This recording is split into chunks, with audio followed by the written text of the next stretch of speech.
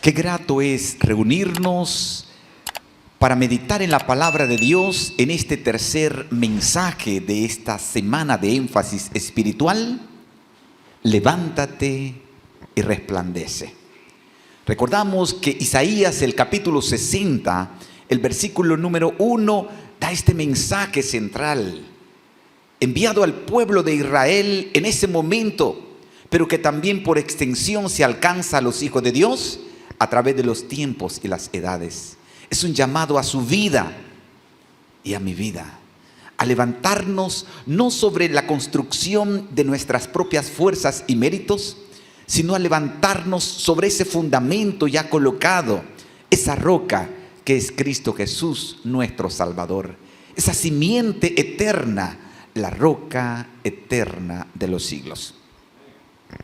El mensaje en esta noche: la lluvia en un conflicto de fe. La lluvia en un conflicto de fe. ¿Su fe alguna vez en su vida ha sido puesto a prueba?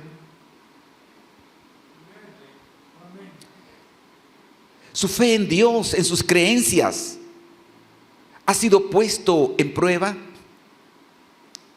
¿Por qué yo creo lo que creo?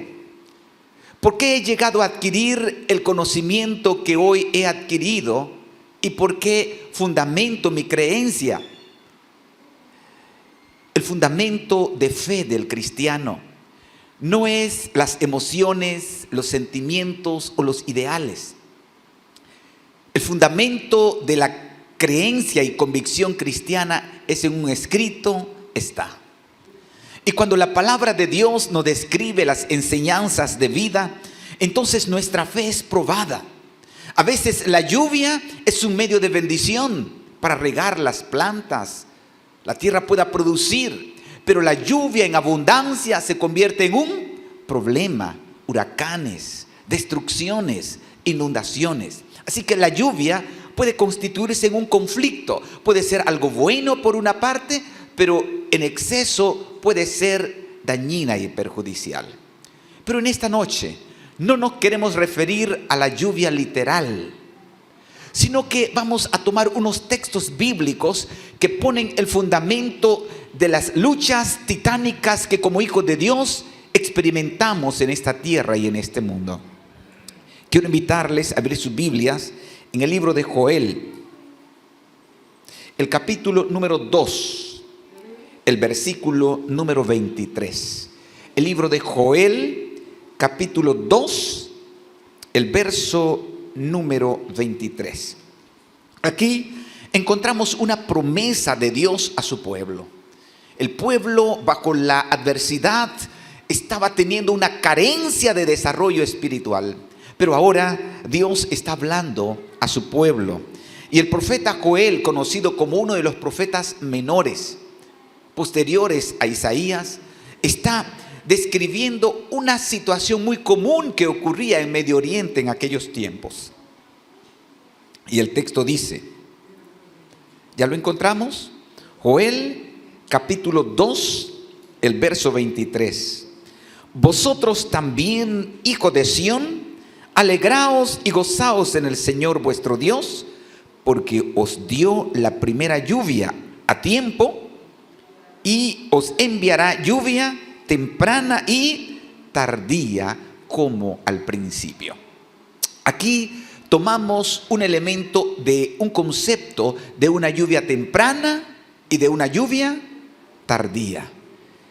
Todo agricultor, y en tiempos bíblicos del profeta Joel, la mayoría del pueblo se sustentaba a través de sus siembros. Y había un propósito importante en cuanto a la lluvia temprana. La lluvia temprana era el inicio del invierno, donde la semilla era sembrada, era cultivada, y la lluvia temprana tenía el propósito de hacer crecer, germinar la planta de tal manera que pudiese tener un desarrollo adecuado, fuerte y apropiado. Pero la lluvia primera no era suficiente. Ellos entendían, y todo campesino de su tiempo, que ya cuando la planta estaba dando fruto, también necesitaba y precisaba de más agua. La lluvia temprana tenía el propósito de hacer germinar la planta y desarrollarla. Pero la lluvia tardía tenía el propósito de hacer madurar el grano para la cosecha. Cuando una planta se siembra, no se siembra con el propósito de disfrutar su desarrollo, se siembra con el propósito de ver la cosecha respectiva. Y este elemento era tan difundido y conocido en el pueblo de Israel. ¿Quién era el que proveía el agua? En un lugar desértico como son estos países, el agua era sumamente importante. No había toda la estructura de riego que se encuentra hoy día. Así que depender del agua y de la naturaleza, de la providencia de Dios, era esencial para el sostenimiento de la humanidad. Y ahora, encontrando esta práctica real, literal, ahora Cristo quiere guiar a su pueblo a una experiencia mayor, a una experiencia de una dimensión de mayor amplitud. Y vamos a leer en el libro de Zacarías, donde tuvimos la lectura bíblica hace un momento atrás también, donde encontramos una lección paralela a esta lección. Zacarías, el capítulo número 10, el versículo número 1. Zacarías, el capítulo 10, el verso número 1. Note, ahora aquí Zacarías está haciendo alusión a algo que Joel había descrito. Y el texto dice: pedid al Señor lluvia en el tiempo de la lluvia tardía, y hará relámpagos, y os dará lluvia abundante, hierba en el campo a cada uno. Aquí encontramos el concepto de la lluvia tardía y la lluvia temprana. Hacemos un resumen. ¿Cuál es el propósito de la lluvia temprana? Hacer germinar y desarrollar la planta. ¿Cuál es el propósito de la lluvia tardía? Madurar el grano o el fruto, especialmente de trigo. Si la planta no había recibido la lluvia temprana, no podía desarrollarse. A tal punto que las plantas que no recibían la lluvia temprana morían. Y si caía la lluvia tardía, pero la planta estaba muerta, ¿le era útil la lluvia tardía a la planta que no había recibido la lluvia temprana? No, porque estaba muerta. Ambas lluvias eran necesarias para la producción del grano de manera literal. Y ahora, la Biblia nos habla sobre una situación que ocurrirá en el pueblo de Dios antes de la segunda venida de Cristo. Y en la experiencia de cada cristiano para poder levantarnos y resplandecer con la luz de justicia. Cada uno de nosotros precisamos experimentar y recibir ambas lluvias. La lluvia temprana y la lluvia tardía en el plano espiritual. ¿Cuándo ocurrirá la lluvia temprana? Cuando nosotros nos remontamos al tiempo del Pentecostés y Jesús estuvo en esta tierra, envió al pueblo de Israel que estuvieran a sus discípulos, que estuviesen en el aposento alto. Y ahí estuvieron ¿cuánto tiempo? ¿Cuánto tiempo estuvieron ahí en el aposento? Allí estuvieron orando, estuvieron en comunión. Y Jesús les dijo: no salgáis de Jerusalén hasta que haya venido sobre vosotros el Espíritu Santo. Note, se requería de algo que fuera el fundamento inicial de la explosión del Evangelio para su desarrollo en el mundo de aquel entonces. Y Dios tenía el plan plenamente diseñado para que la semilla del Evangelio que Cristo había venido a plantar a través de su predicación práctica, que se había circunscrito originalmente en Jerusalén, a través de sus seguidores y discípulos, esa semilla del Evangelio.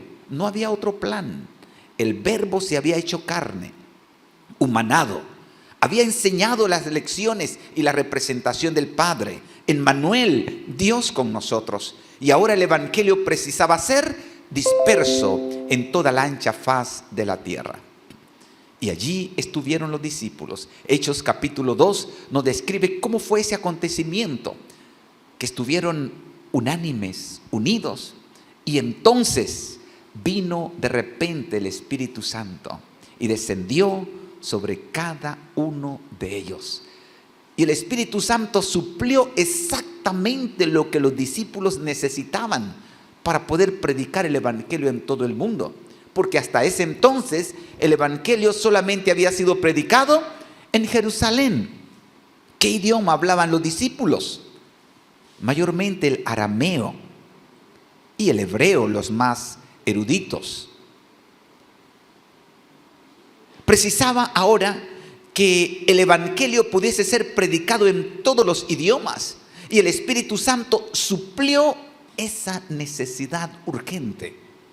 Les fueron repartidas idiomas, lenguas, no sabían hablar. Es por eso que las personas que se encontraban reunidas en Jerusalén en el día del Pentecostés, que habían venido de diferentes lugares de Asia, de Frigia, Panfilia, Ponto, Capadocia, los países lejanos de Arabia, de Egipto, Cirene y mucho más allá de Etiopía y África, se sorprendieron al escuchar cómo esos galileos que nunca habían salido de Jerusalén estaban hablando en los idiomas que ellos habían nacido en los diversos países del mundo. Estaban absortos y decían: ¿no son estos galileos? ¿Cómo pues nosotros les oímos hablar en la lengua e idiomas en que hemos nacido? Y las personas quedaron sorprendidos, atónitas. ¿Y qué predicaban? ¿Qué enseñaban? El Evangelio que Cristo les había enseñado a los discípulos. Y fue entonces la lluvia temprana equivale al derramamiento del Espíritu Santo en tiempo del Pentecostés al grupo especial de discípulos. El Evangelio se dispersó en todo el mundo, de aquel mundo conocido de aquel entonces. Note, bastaron menos de 100 años. Los discípulos iniciaron su labor extensiva aproximadamente después del año 34, 36 después de Cristo, y antes del año 100 ya el Evangelio había sido predicado en la ancha faz de la tierra. El mundo había sido trastornado con el Evangelio. El Evangelio había alcanzado las multitudes del mundo conocido en aquel entonces. Y es por eso que cuando la Biblia nos habla respecto a la lluvia temprana, siempre se está refiriendo al derramamiento del Espíritu Santo que originalmente se dio en ocasión del Pentecostés allí en Jerusalén. Pero quiero compartir con ustedes un texto que encontramos en Testimonios para Ministros, la página 506, donde da alguna declaración respecto a un plano mayor que ocurrirá. Y dice: la lluvia tardía que madura la cosecha de la tierra representa la gracia espiritual que prepara a la iglesia para la segunda venida de Cristo Jesús. Qué lindo. ¿Hacia quién nos prepara la recepción de la lluvia temprana? Para crecer, preparar nuestra vida para la venida del Hijo de Dios. Pero a menos que caiga la lluvia temprana, no habrá vida. La hoja verde no aparecerá, a menos que los primeros aguaceros hayan hecho su obra. La lluvia tardía no podrá perfeccionar ninguna semilla. Y ahora pasa este plano literal a un plano espiritual. Cada uno de nosotros somos receptores del Evangelio. ¿En qué momento nosotros recibimos el Evangelio? ¿En qué momento nosotros llegamos a acreditarnos como hijos e hijas de Dios? En ocasión del bautismo. Es por eso que cuando usted y yo entregamos nuestra vida a Cristo, en ese momento estamos recibiendo la lluvia temprana. Estamos habilitando nuestra vida, nuestra mente, nuestro corazón a esa influencia de comunión con Dios, de recibir continuamente la luz, de recibir al sol de justicia, de ser nutridos por la palabra de Dios, y nosotros determinar que nuestro corazón, que es el terreno, pueda sembrarse y crecer esa semilla que Dios ha implantado. ¿Cómo estamos cuidando esa semilla que Dios ha plantado en nuestro corazón? Las adversidades son las oportunidades que Dios está limpiando el jardín de nuestra vida para moldearnos un carácter y darnos el molde que Él desea. ¿Estamos nosotros preparados para recibir la capacidad de ser moldeados para honra y gloria de Dios? ¿Han visto ustedes a herreros trabajar en hierro para darle forma a sus instrumentos de trabajo? Recuerdo cuando estaba en primer año de secundaria, a una cuadra de la casa donde nosotros vivíamos, había una herrería que muy temprano en la mañana escuchábamos los golpes del martillo, tin, tin, tin, tin. Y eso había que levantarse porque ese era un sonido continuo y permanente. Y una vez fui a observar qué es lo que hacían. Ellos hacían machetes de diversas formas, unos machetes en forma de hoz, otros largos, cortos, de diversos tamaños. Y ellos ponían el acero en fuego y luego con unas tenazas especiales sacaban del fuego ese acero y lo colocaban en un yunque de hierro más duro. Y entonces uno sostenía el elemento de hierro que estaba al rojo vivo y otros dos con almáganas comenzaban a golpearle en el hierro. Y entonces ese hierro que estaba al rojo vivo comenzaba a ser moldeado a través de los golpes de los martillos, tin, tin, tin, tin, tin, tin. Y allí es donde continuamente daban formas, cóncavos, convexos, diferentes estilos, y le daban el uso y la forma al instrumento. Amigos, de una manera simbólica, Dios en este mundo nos está moldeando, nos está dando la forma que Él quiere que tengamos. Una forma que va a modelar nuestro carácter, no a la imagen de lo que nosotros queremos o pensamos, sino a la imagen de nuestro Creador. Y Él nos ha llamado para poder resplandecer con la luz de su evangelio, y que al contemplar su gracia, su poder y su amor, podamos llevar adelante un mensaje de salvación. Dios te ha llamado a ti y a mí para unirnos a este grupo de guerreros, hijos e hijas de Dios, que han permitido ser moldeados de acuerdo a su imagen con un solo propósito: prepararnos para ser ciudadanos del reino eterno.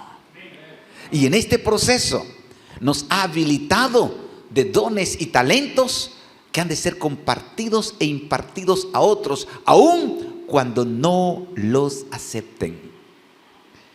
Yo quedo impresionado cuando leo algunos textos de cómo la luz del evangelio va a resplandecer en muchos corazones que hoy escuchan, pero no se deciden por Cristo.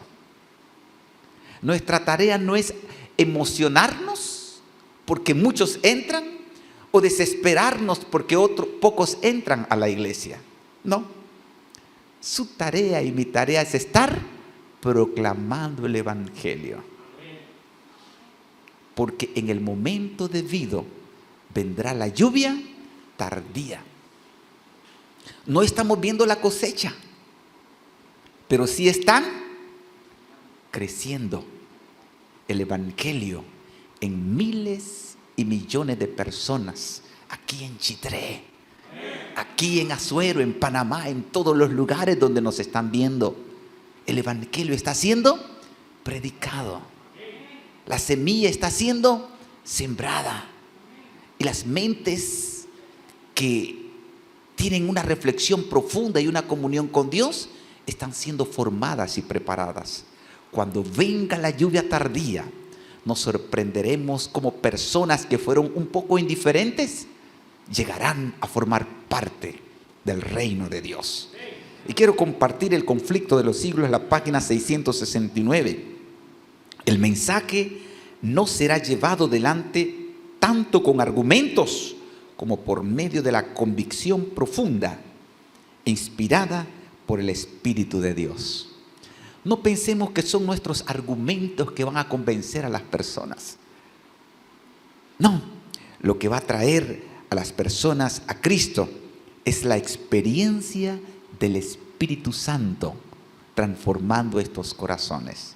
Nuestra tarea continua es impartir el Evangelio de salvación. Nosotros precisamos continuamente recibir la unción del Espíritu de nuestro Dios. Y quiero invitarles a tocar otros textos de la palabra de Dios. Y vamos a buscar 1 Corintios capítulo 3, el verso número 7. 1 Corintios capítulo 3, el versículo número 7. Y aquí encontramos estas lecciones de quién es el que hace que crezca, produzca, germine y coseche la planta. ¿Quién es el que hace esa obra? ¿Y cuál es nuestra labor en este proceso? 1 Corintios capítulo 3, el verso número 7. La palabra de Dios dice: así que ni el que planta es algo, ni el que riega, sino ¿quién? ¿Quién?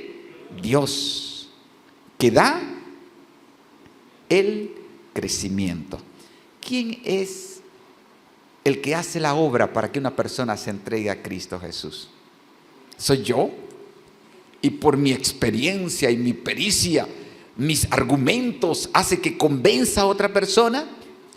Hermanos, siempre ha sido el Espíritu Santo, y a Él le ha placido en esa providencia incluirlo a usted e incluirme a mí como promotores de la gracia de Cristo Jesús. Mire, qué hermoso privilegio. Dios le ha llamado a usted y a mí para que seamos quien proclamemos a través de nuestra experiencia, nuestro testimonio, una obra extraordinaria. Tengamos mucho cuidado de no exaltar el instrumento. Existe ese peligro. El instrumento soy yo. No exaltemos al instrumento, porque podemos llenarnos de una vanagloria. Si hay una honra y gloria que ha de ser presentada, es a quien merece: Cristo Jesús, el Cordero que quita el pecado del mundo. Hemos sido llamados para resplandecer, no con nuestra luz, sino para resplandecer con el Evangelio que Dios nos ha confiado. Lo que brilla no es mi luz de mis buenas obras. Lo que Dios quiere que brillemos es la magnanimidad de su plan de redención, su amor, su gracia y todo lo que Él ha provisto para que el ser humano no perezca, sino que tenga vida eterna.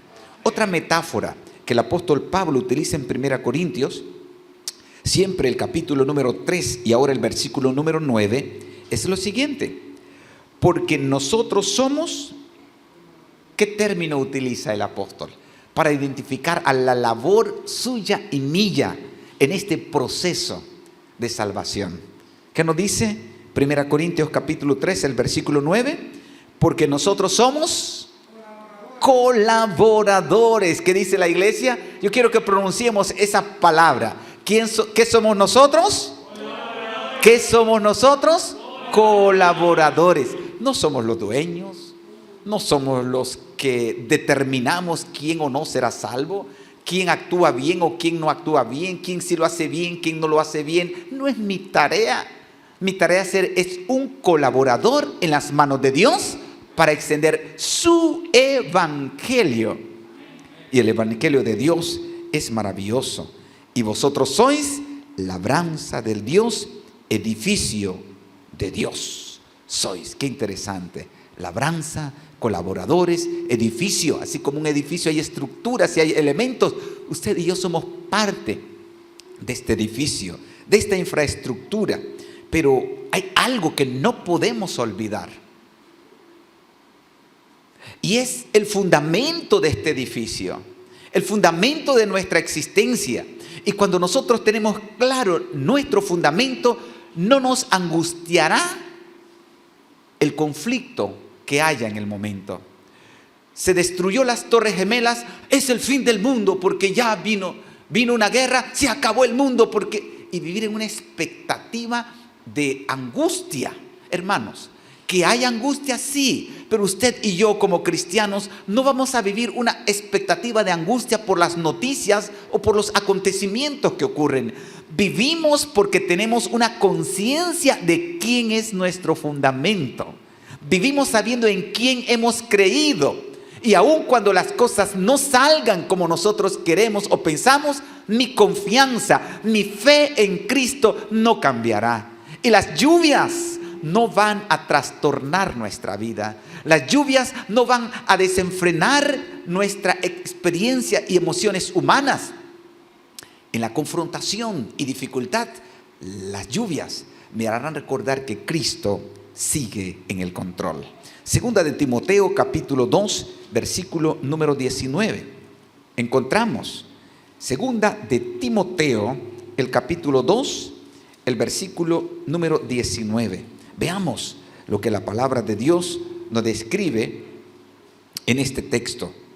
Sin embargo, el sólido fundamento de Dios permanece firme y tiene este sello: el Señor conoce a los suyos, y a este otra: apártese de iniquidad todo el que invoca el nombre de nuestro Dios. Hermanos, hay un elemento importante en el reconocimiento que el fundamento, el que tiene el sello, no soy yo. El que tiene el sello de esta experiencia es Cristo Jesús, nuestro Salvador. De una manera especial, también representará muy pronto, así como la primera venida de la primera lluvia fue llena del Espíritu Santo y hubo una obra extraordinaria en toda la ancha faz de la tierra. Hermanos, nosotros entenderemos que la lluvia tardía no será de menor poder de la que se experimentó en la primera lluvia. Muy pronto, el pueblo de Dios, usted y yo, nos enfrentaremos frente a la realidad dura de la vida. Muy pronto entenderemos quién tiene el control del planeta Tierra. El Espíritu Santo vendrá con un poder no menor al tiempo del Pentecostés. Habrán milagros, sanaciones, pero también habrán milagros y sanaciones del enemigo, que se producirá una confusión. Y solamente aquellos que hayan recibido la lluvia temprana en cuanto a la conciencia y a la función del cristianismo en su vida, podrán discernir en la lluvia tardía la verdad del error. Nos sorprenderemos que cuando sea predicado el evangelio en la lluvia tardía, usted y yo nos levantaremos con ese Espíritu de Dios. Llegará a ser revestido con el Espíritu de Dios, que no nos importará qué es lo que tenemos, así como lo fue en la iglesia primitiva. Llegaremos a dedicar tiempo, talento y tesoros completamente a la casa de nuestro Dios. Hermanos, amigos, Dios quiere derramar su bendición y su espíritu, su lluvia tardía sobre cada uno de nosotros. Hebreos capítulo 10, versículos 37 y 38 dice: porque un poquito y el que ha de venir vendrá y no tardará, mas el justo vivirá por la fe, no por lo que hemos hecho. Ay, yo voy a ir a una montaña y voy a sembrar para que cuando venga la lluvia tardía yo tenga ya que comer. Usted no va a tener que comer porque se fue usted está llamado para sustentarse en la roca que es Cristo. Y si estamos ocupados en la obra de Dios, si en esos momentos de adversidad Dios ve que estamos precisando de alimento, así como lo hizo con Elías, que mandó los cuervos para enviarles carne y pan, lo hará nuevamente, si es necesario, con aquellos que se ocupen en la obra de nuestro Dios. Hermanos, hermanas, el apóstol Santiago, en el capítulo 5, en Santiago capítulo 5, versículos 7 y 8, nos dice: tened también vosotros paciencia, confirmad vuestros corazones, porque la venida del Señor se acerca. ¿Creemos esto? Dios está realizando una obra transformadora en nuestro corazón. Dios nos está llamando para entender que tanto en la lluvia temprana, donde se forma la planta, y la lluvia tardía para la preparación para la cosecha, Dios te está preparando a ti y a mí para que seamos parte del ejército de hijos de Dios, que bajo el estandarte de Cristo Jesús nos alistaremos para proclamar con poder el último fuerte pregón. Estamos dispuestos a decirle: Señor, que la lluvia de tu bendición y de tu gracia me ayude a crecer en tus proyectos, para que el grano de mi vida pueda madurar al nivel que usted quiere que yo madure. Que mi experiencia cristiana pueda adquirir la madurez espiritual de conocer a Cristo, su evangelio, y consagrar mi vida, mis talentos, mis tesoros a la bendita causa de Cristo Jesús, en búsqueda de la salvación de la humanidad y en el fortalecimiento y afirmación de mi fe. Dios nos está llamando una vez más para alistarnos bajo el estandarte de Cristo Jesús y consagrar nuestra vida a Él, aunque no veamos los resultados que nosotros quisiéramos ver. Dios está preparando un pueblo, y no solo el físico, el que usted y yo ve, sino corazones que son tocados, impresionados por el Espíritu Santo, que cuando la lluvia tardía venga, se unirán a la fila de Cristo para proclamar las buenas nuevas de salvación. ¿Cuántos queremos decirle en esta noche: Señor, ayúdame a serte fiel y permanecer recibiendo la lluvia de tu bendición? ¿Cuántos nos ponemos de pie para decirle: Señor, renueva un espíritu recto en mi vida, que nada ni nadie pueda separarme del amor que es en Cristo Jesús? Que tu lluvia ilumine mi vida, mi mente, mi corazón. Reciba toda la bendición que tú quieres otorgarme, pero no solo para gastarla en mí, sino para gastarme y desgastarme en el evangelio de Cristo Jesús, mientras proclamamos unidos las buenas nuevas de salvación. Amén. Oremos. Bendito y eterno Padre, he aquí tus hijos, tanto los que estamos reunidos en este templo, como los que están viendo a través de los diversos medios digitales. Presentamos nuestra vida, nuestro corazón delante de ti. Que la lluvia temprana avive y acreciente nuestra experiencia contigo, y que la lluvia tardía en nuestra vida nos haga madurar nuestra experiencia espiritual y estemos ocupados en la salvación con temor y temblor.